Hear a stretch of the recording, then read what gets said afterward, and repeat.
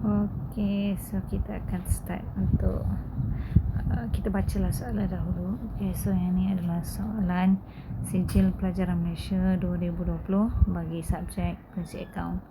Okey. So tugasan projek ini. Okey, kita baca soalan dia. Anda telah dilantik sebagai pengurus sebuah kelab futsal dan dibayar gaji 2,500 sebulan untuk menguruskan operasi dan keuangan kelab.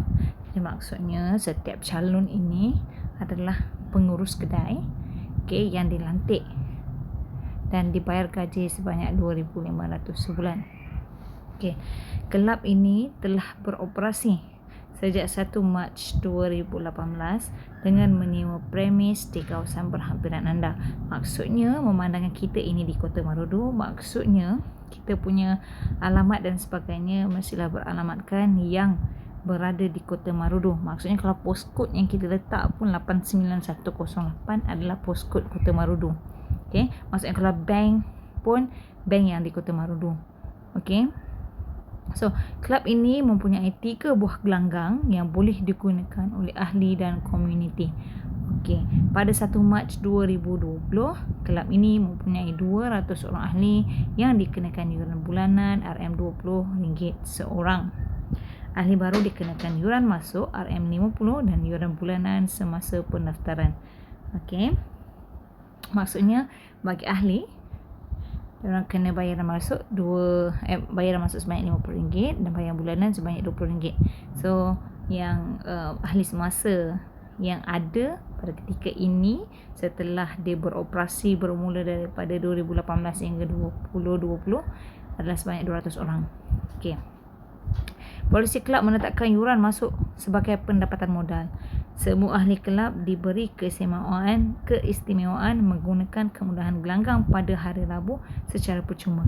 So maksudnya kalau ada sewaan gelanggang pada hari Rabu, all free, totally free, hanya untuk ahli sahaja. Okey. Operasi kelab dibantu oleh 6 orang pekerja dengan gaji seperti berikut. Maksudnya dia ada 6 orang pekerja, kalau termasuk pengurus kedai itu maksudnya ada 7 orang lah yang dibayar gaji. Okey. Pembantu kaunter ada 2 orang pekerja, gaji setiap seorang ialah 1,100. Pekerja am 2 orang juga yang dibayar gaji sebanyak RM800 setiap orang. Pembantu kios 2 orang RM5 satu jam. Okey, so pembantu kios ini kena kira per hour, kena kira ikut jam. So nama-nama pekerja-pekerja ini seperti yang di-highlight di bawah. Anda perlu memberi nama yang sesuai untuk setiap pekerja dalam profil perniagaan. So, nama yang diberikan itu janganlah makcik bawang. Nama-nama yang macam tu, maksud saya yang realistik. Yang realistik orang memang jadikan ia sebagai nama lah. Contoh macam nama saya Nur Azura. Okay, so for example macam tu. Okay, so contoh saya adalah pengurus sebuah kelab. So, nama pengurus itu adalah Nur Azura. Okey. So seterusnya siapa-siapalah nama pembantu kaunter masih ada 2 orang, pekerja am ada 2 orang dan pembantu kios 2 orang. So bila gaji yang ditetapkan, yang lain itu fix sudah 1,100 dan 800, tapi pembantu kios dibayar mengikut jam. Okey, ada di highlight di bawah sini. Kelab juga mengusahakan sebuah kios yang beroperasi dari jam 8 hingga jam 12 malam. So kita kena kira jam lah. So sekarang ni pekerja pembantu kios itu dia kerja yang dibuka adalah 8 hingga 12 malam. So berapa jam? 8. Kita tak boleh kira dia 8. Kita kira 9, 10, 11, 12, 1, 2, 3, 4, 5, 6, 7, 8, 9, 10, 11, 12. It's like 16 hours, 16 jam. Okay, dan hanya dibuka. Dia tak buka setiap hari. Dia hanya dibuka pada hari Jumaat, Sabtu dan juga Ahad. Okay. Untuk pengetahuan kamu, kios ini menjual pelbagai jenis minuman dan bar coklat. Operasi kios dibantu oleh 2 orang pembantu yang bekerja mengikut shift selama 8 jam sehari. Maksudnya pembantu kios yang dinyatakan di jadual di atas ini, dia bekerja ikut shift. Maksudnya 8 jam setiap seorang. So maksudnya bila kamu darab nanti RM5, darab 8, darab 3 untuk sebulan. Okey, kalau kamu kata 1 bulan kita ada 12 hari. Jangan, tak boleh main agak-agak sahaja. Kena tengok kalender dalam pada bulan Mac 2020 berapa kali hari Jumaat, berapa kali hari Sabtu dan berapa kali hari Ahad. Kena tengok betul-betul. Okay, so asset dan liability kelab anda adalah seperti berikut. So dia ada bagilah segala aset, maksud saya dia bagi asset dan liability pada awal, baki awal dan juga baki akhir, iaitu 31 Mac. Okay, so ini merupakan, nanti kita akan gunakan kotak ini yang butiran-butiran asset dan liability ni apabila dia ingin mengira dana terkumpul awal. So muka dan seterusnya dia ada bagi tahu lah ini apakah tugasan-tugasan projek yang perlu kamu sediakan. Satu, lengkapkan profit kelab di lampiran A. So maksudnya kena print, fill in the blank je, isi tempat kosong. Tak payah nak isi, nak kena buat kotak dan sebagainya, isi tempat kosong sahaja. Okey. Yang kedua, urus niaga yang berlaku dalam bulan Mac adalah seperti di lampiran B. Okey, maksudnya kena siapkan di lampiran B, isi tempat kosong dalam tu sahaja pun dah okey, ngam. Okey, menentukan harga jualan item, maksudnya kena tentukan berapa ringgit. Contoh kalau air tin, minuman isotonik, harga kos RM1.5, takkan kamu nak jual RM1.5 kan? Maksudnya lebih daripada harga tu lah. Dan bila kamu menetapkan harga barang-barang ini, kalau boleh jangan letak sen. Okay. Untuk memudahkan kita punya pengiraan, tak payah letak sen. Sebab akhirnya kalau kamu letak sen, at the end kita kena kira dan kita kena bunarkan juga kepada ringgit terdekat. So genapkanlah RM2 ke ataupun RM3 ke ya.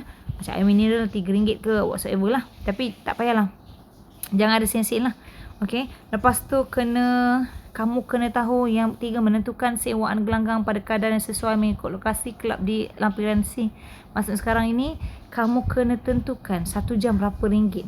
Sebab sekarang ni kalau the real situation of court futsal ini, dia ada sesi yang pagi dan siang dan malam tau. Kalau siang harga dia lain, malam dia harga dia lain, 1 jam. So kena reka lah, jangan pula harga dia sama dan sebagainya. Okey, lepas tu melengkapkan rekod penggunaan gelanggang pada bulan Mac 2020 di lampiran D. Yang lampiran D ini mesti merujuk kepada lampiran B. Maksudnya bila penggunaan gelanggang dia pada bulan Mac itu mesti merujuk kepada lampiran D juga. Okey, lampiran B. Maksudnya nak buat lampiran D, kena tengok lampiran B. Okey. Bila kita nak buat lampiran B pula, kita kena tengok juga harga barang, harga jualan kita dan juga harga sewaan kita. Maksudnya dia interrelated, kena saling tengok dan sebagainya lah. Okey. Seterusnya, melengkapkan urus niaga kutipan sewaan gelanggang berdasarkan rekod penggunaan gelanggang. Okey, merekod urus niaga ke dalam jurnal penerimaan tunai di lampiran E dan jurnal pembayaran tunai di lampiran F. Maksudnya ini pun fill in the blank, dia dah bagi, tak payahlah kamu nak ni. Cuma jangan lupa bila ada jurnal penerimaan tunai dan jurnal pembayaran tunai ini mesti ada dia punya apa tu namanya, kita panggil nombor apa tu, folio tu maksudnya JTT, JBT dan sebagainya. Nanti kita akan ajar lah bila kita jumpa. So melengkapkan maklumat akaun belum terima di lampiran G dan akaun belum bayar di lampiran H. Maksudnya lampiran G dan H ini juga perlu merujuk kepada lampiran B. So basically the biggest one is lampiran B mesti lengkap.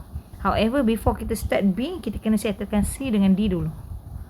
Kita kena tahu harga jualan dulu, and then kita boleh siapkan lampiran B, E, F, G dan H. Okey, seterusnya mendepositkan jumlah tunai berdasarkan tarikh yang ditetapkan. Maksudnya nanti dalam urus niaga di lampiran B itu nanti ada tarikh-tarikh kamu perlu mendepositkan, masukkan duit tunai ke dalam bank. Okey, so akhirnya dah settle semua lampiran yang ada, sudah dibekalkan kepada kamu. Kita akan menyediakan dokumen mengikut tarikh-tarikh yang telah ditetapkan. Maksudnya bukan kita kena prepare all the documents, kita hanya prepare 5 documents that stated on the question. Dah memang ternyata dalam soalan itu. Okey, so bawah ini C adalah lampiran I, di mana ia adalah kad inventory, where dia bagi tahu harga ataupun baki units yang ada. Okay, and then harga cost se-unit. Jadi bila kamu nak letak harga jualan, it must be more than, mesti melebihi cost se-unit. Macam yang saya kata tadi lah, kalau boleh kita genapkanlah ni, kalau RM1.5 kita taruh RM2 ke RM3 ke whatsoever lah. Okay, so Seterusnya soalan nombor 4. Soalan nombor 4 4 ni adalah butiran-butiran tentang akaun belum terima dan akaun belum bayar. So kita ada perniagaan A, kita ada perniagaan S, kita ada B dan T. Okey. So kenapa dia bagi A, B, S dan T ini? Nak menunjukkan bahawasanya kamu kena reka nama-nama dia orang ni ikut huruf tu. Kalau perniagaan A, contohnya perniagaan ayah, perniagaan bonda. Okey, contohlah begitu. Kalau perniagaan S lah. Pastikan yang S dan T ini perkataan ayat depan dia pembekal lah, sebab biasanya kita membeli akaun belum bayar ni adalah pembekal-pembekal untuk kios sebenarnya. Okey, kemudian ni seterusnya ini adalah maklumat-maklumat tambahan. Okey, selepas kita dah settle semua all the ledgers, all the ledgers. Tak ada ledger kali ni. All the journal. Segala benda-benda yang lampiran-lampiran tadi kita dah settle. So kita akan mula mengira maklumat-maklumat tambahan yang biasa kita buat dalam latihan lah. So untuk this time, okay, tak pernah lagi ada dalam folio tahun-tahun sebelum. Tahun ini kita akan membuat penyata bank dan juga penyata penyesuaian bank. Dia sudah beri beberapa maklumat. So kalau kamu lihat dia ada satu lampiran dia bekalkan at the end of the question paper ada dilampirkan penyata bank. So kita akan ikut follow this one nanti all along. So ini adalah the elements that need to be completed, elemen-elemen yang kena complete. So bila saya bagi tugasan ini, it's not saya takkan follow dia punya, maksud saya akan tengok dia punya keutamaan, bukan melihat kepada ni lah dulu. Contohnya kalau macam profil perniagaan, sepatutnya kena buat pengenalan kelab dulu kan. However, kita kena ada profil kelab dulu, baru kita boleh bercerita pengenalan dia, kiranya apa yang kita tulis kat dalam jadual dalam lampiran B. Contoh macam ni kan, lampiran B ni, lampiran A. Yang ni yang kita akan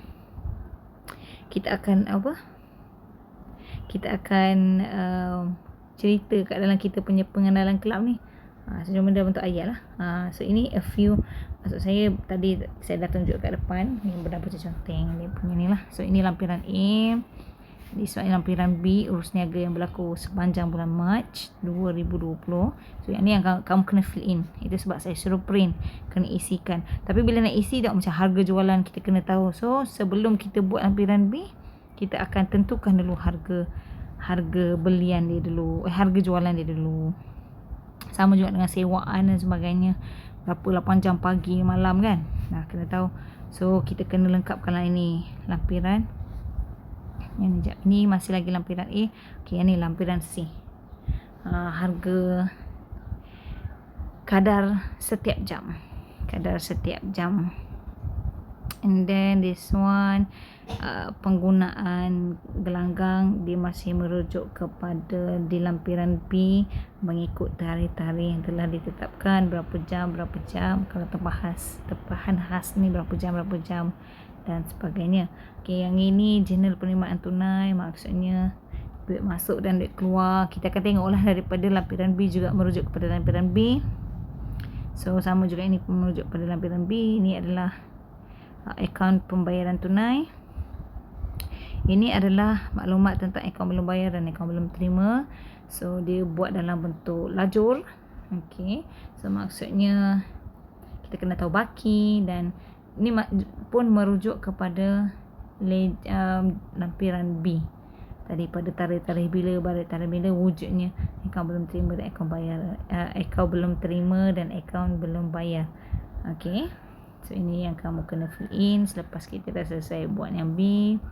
And then lampiran A, yang ini penting juga, kita kena tahu harga unit dia, so that memudahkan kita punya urusan dan sebagainya lah, ya. So lampiran J ni kiranya kerja-kerja paling akhir lah kita akan buat berdasarkan arahan dalam kertas soalan. So ini adalah orang kata sinopsis ataupun overview of apa yang kita kena buat dalam kita punya projek kertas 3 prinsip perakaunan bagi tahun 2020. So sekarang ni RMO, jadi So make useful of the gadgets and also line ini untuk kita manfaatkan kita punya projek. So if you have any question, don't hesitate to ask. Jangan lupa tanya. Saya akan cuba bantu. Mungkin kata apa, saya punya grafik ni tak berapa cantik, tapi kita akan cuba bantu dari time to time. Thank you.